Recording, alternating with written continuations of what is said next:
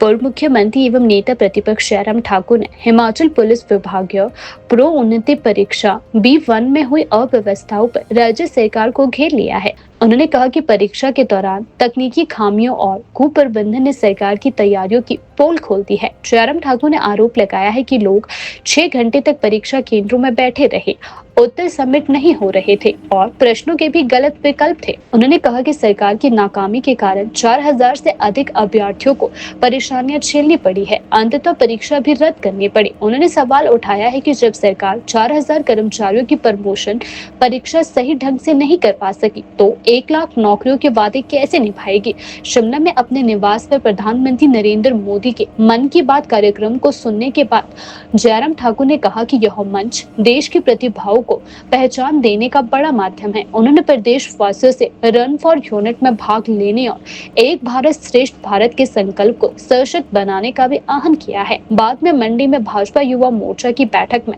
उन्होंने युवाओं को संगठन की रीढ़ बताते हुए कहा कि युवा मोर्चा अपनी ऊर्जा और अनुशासन से पार्टी को नई दिशा देगा।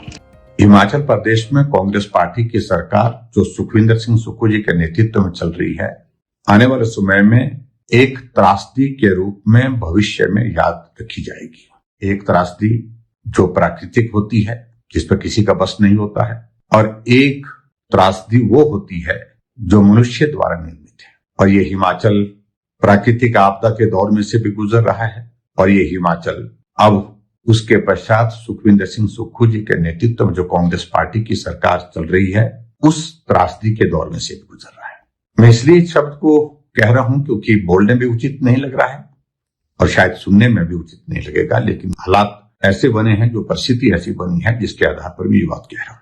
हिमाचल प्रदेश के पहले मुख्यमंत्री, उनका ताल्लुक भी कांग्रेस पार्टी से था, डॉक्टर यशवंत सिंह परमार। जब उन्होंने देखा कि हिमाचल प्रदेश के पास जमीन बहुत कम है, अगर इस जमीन को भी बाहर के लोग खरीद करके ले लेंगे तो हिमाचल प्रदेश के लोगों का बहुत बड़ा उसमें नुकसान होगा, और इसलिए इस जमीन को बचाने के लिए उन्होंने लैंड रिफॉर्म एक्ट के अंतर्गत एक कानून लाया जिसको हम सब लोग जानते हैं 118, धारा 118, ताकि हिमाचल प्रदेश में गैर कृषक कोई भी व्यक्ति जमीन ना खरीद सके।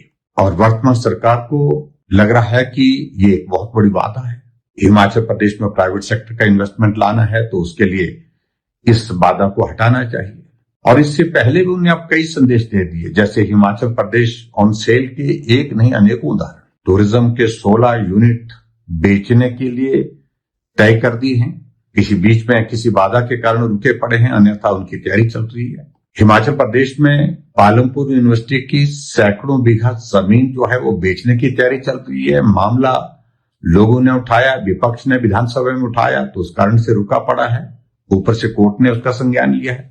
अब यहां नहीं रुक रही है, अब आगे बढ़कर के धारा 118 यानी कि सेक्शन 118 को भी उसका सरलीकरण करने की बातें की जा रही है, और सरलीकरण ईज ऑफ डूइंग बिजनेस के नाम से की जा रहा है। और मैं इस बात को अच्छी तरह से समझता हूं, बहुत सारे अधिकारी हैं जो इस तरह की सलाह देते हैं, हमें भी देते थे, लेकिन हमने उनकी बात नहीं मानी।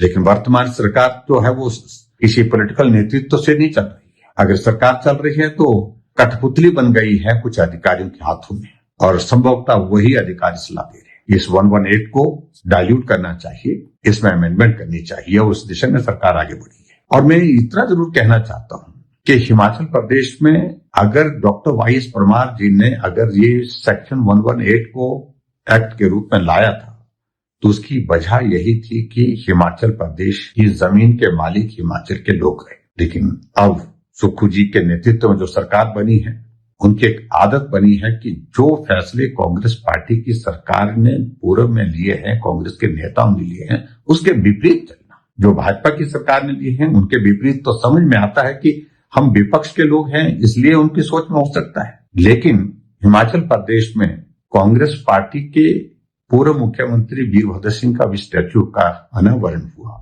शिमला के रिज के मैदान में, और वहां मुख्यमंत्री भाषण देते हैं कि वीरभद्र सिंह जी ने कहा था कि एक बच्चे के लिए भी हम स्कूल खोलेंगे।